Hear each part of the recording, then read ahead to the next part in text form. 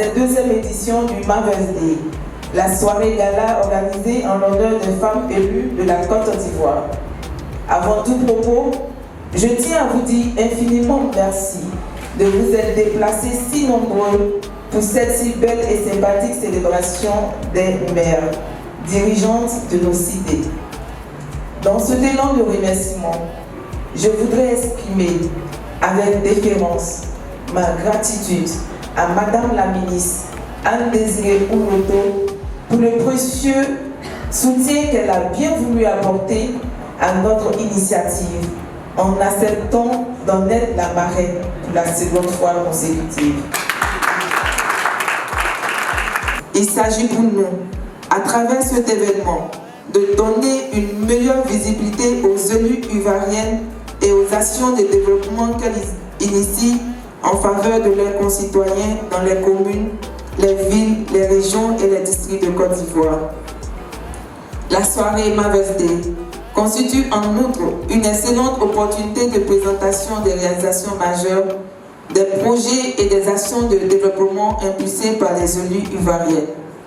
C'est pourquoi nous avons placé cette édition 2021 sous le signe de l'excellence pour relever que les femmes élues sont capables, au même titre que les hommes, de faire face aux défis de développement auxquels sont confrontés leurs territoires et d'apporter des solutions concrètes pour le bien-être des populations.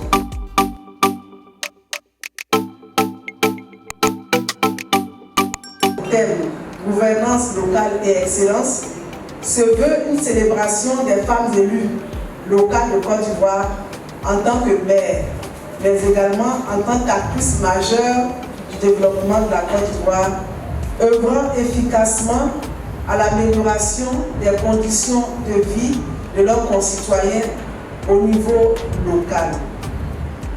Cette cérémonie constitue à n'en point douter une excellente occasion de mettre en exergue ces braves femmes et de donner de la visibilité aux actions de développement qu'elles initient en faveur de leurs concitoyens. C'est le lieu de féliciter et de remercier Mme Désirée Anne-Ouloto. Mes prédécesseurs l'ont déjà dit, qui est une femme de valeur, une femme de cœur, une femme affable, calme, sereine, mais efficace dans ses actions.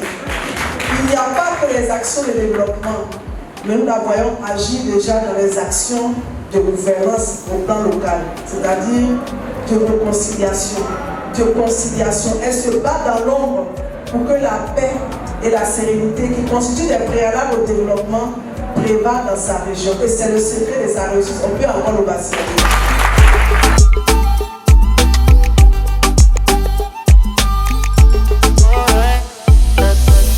Je remercie très sincèrement l'initiatrice de cet événement.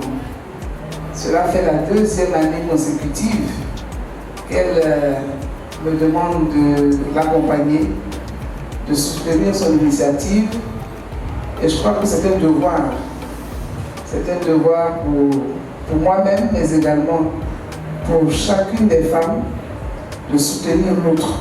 Toutes, vous êtes des femmes merveilleuses, des femmes efficaces, des femmes formidables. Et je voudrais vous dire également que vous êtes des femmes battantes. Je voudrais que ce soir, en rentrant chez nous, nous méditions sur une seule chose, les femmes. Femmes leaders, femmes élues, femmes chefs d'entreprise, femmes mères au foyer. Nous devons méditer sur la solidarité.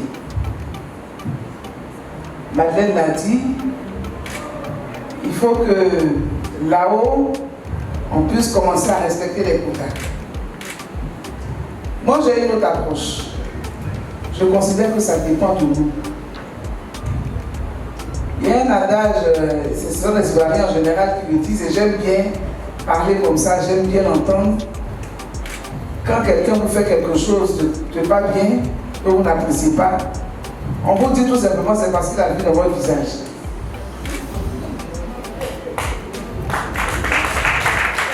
On vous le dit dans quelquefois. Quelqu'un qui vous dit, Mais ce jeune homme-là, vraiment, il m'a manqué de respect, il m'a manqué, etc. Il a vu dans mon visage. Il pouvait le faire. Donc il est temps que les femmes commencent par donner l'exemple et que les femmes soient solidaires. C'est important. Quand on dit qu'il faut nommer des femmes à des postes de responsabilité, je suis femme, je suis ministre, et j'aimerais bien regarder dans les cabinets des femmes qui est mon directeur du cabinet, une femme ou un homme. Moi, mon directeur du cabinet est femme. Qui est ton chef de cabinet, une femme ou un homme? Mon chef de cabinet est femme.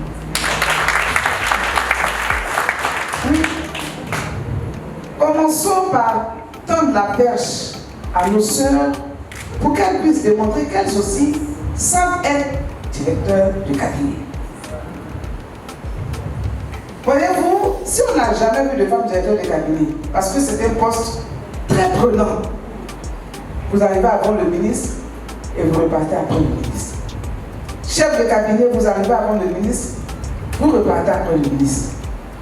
Il y a des femmes, quand on leur dit, viens être directeur de cabinet, ah, madame le ministre, est-ce que je peux? Est-ce que je peux? J'ai des enfants à bas âge, mon mari peut se plaindre, nous-mêmes, nous mettons des barrières. Donc, essayons d'être un peu plus solidaires. Je suis président de région. Qui est mon premier vice-président?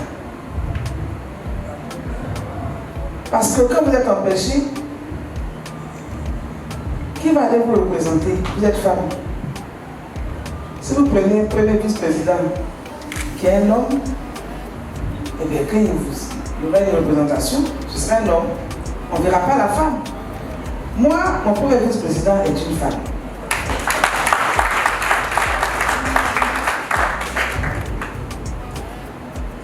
Et si on voit que mon premier vice-président réagit bien, travaille bien, mais les autres diront, mais on peut prendre une femme pour premier vice-président. Donnons l'exemple. Dans nos familles, dans nos ménages, dans nos villages, dans nos régions, les femmes régulent la vie. Discrètement, ça le dit, mais elles régulent. Prenons nos responsabilités. Soyons solidaires et régulons la vie autrement. Avec le cœur de femme, avec le cœur de mère. Parce que la femme, le matin, elle est membre du gouvernement, c'est vrai. Mais elle se lève le matin pour aider ses enfants à aller à l'école. L'homme ministre ne le fait pas. Mais la femme ministre le fait. Elle s'occupe de la nourriture de sa famille et de son époux.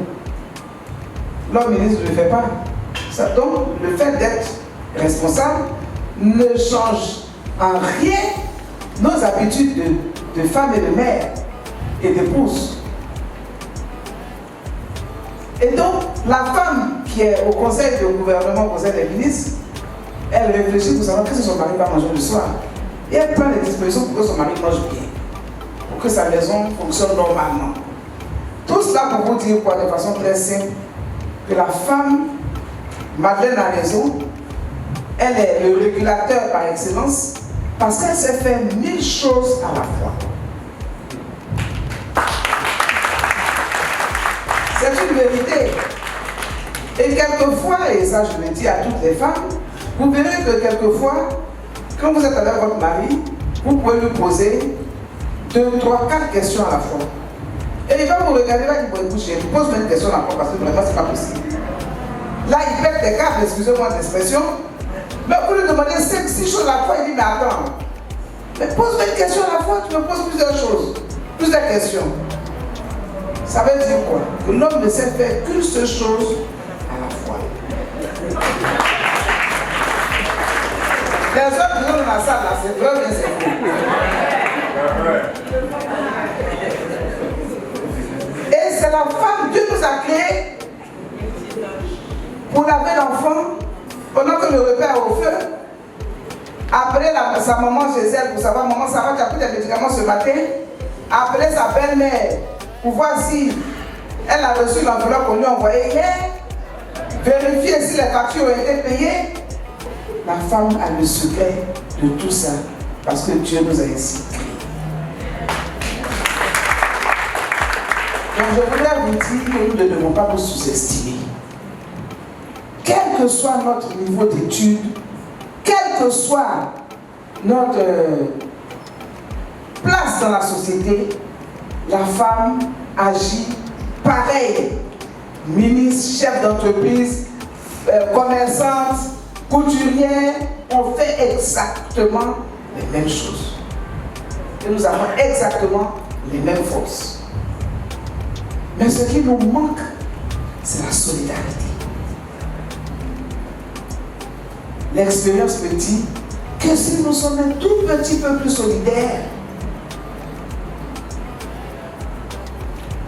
vous verrez que le simple fait de nous regarder va faire inverser la tendance. Parce qu'on verra dans notre regard qu'on ne peut plus nous laisser en marge de la société. Et donc vous aurez plus de femmes directeurs de cabinet, vous aurez plus de femmes qu'on va choisir pour être tête de liste pour les municipales, pour les conseils régionaux, etc., etc. Je n'ai pas dit poussons les hommes pour qu'on s'y mette. Mais je dis, tenons-nous la main pour avancer ensemble. Hommes et femmes. Parce qu'une société dirigée uniquement par les hommes est déséquilibrée. Et il ne faudrait pas que notre société de demain soit uniquement dirigée par les femmes. Elle sera à nouveau déséquilibrée. Voilà, chères sœurs, mon petit message de ce soir.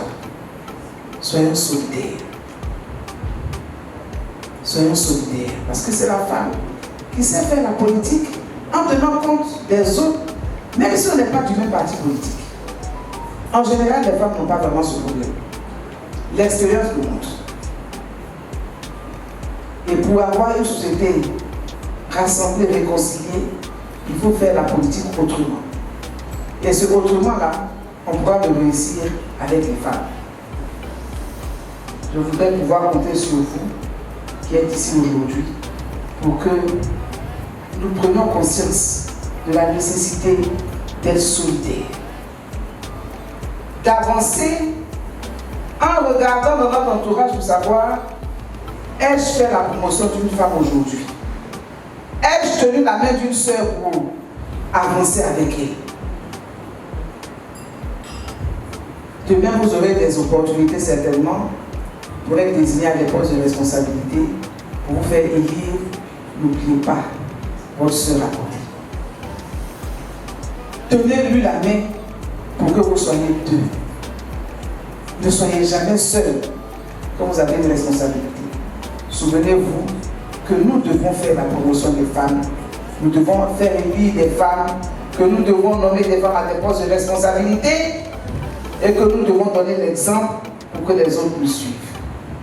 Je ne dis pas que mon exemple est le meilleur, mais je pense que quand vous donnez l'opportunité à une femme d'être directeur de cabinet, les autres vont regarder son savoir-faire et auront envie, eux aussi, d'essayer une femme. Je conclurai en vous disant ceci. La femme et l'homme sont différents. Mais nous ne pouvons pas vivre l'un sans l'autre.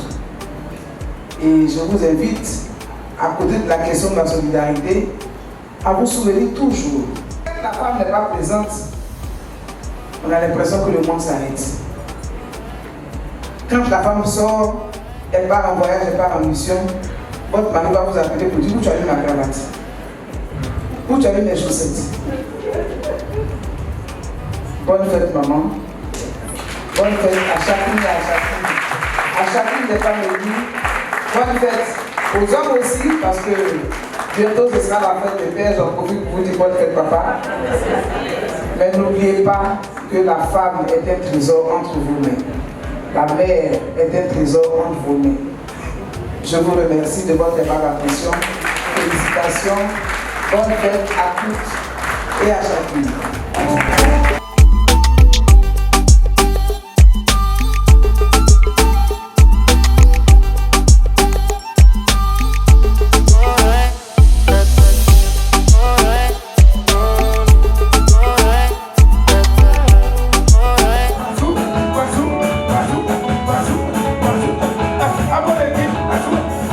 Amen.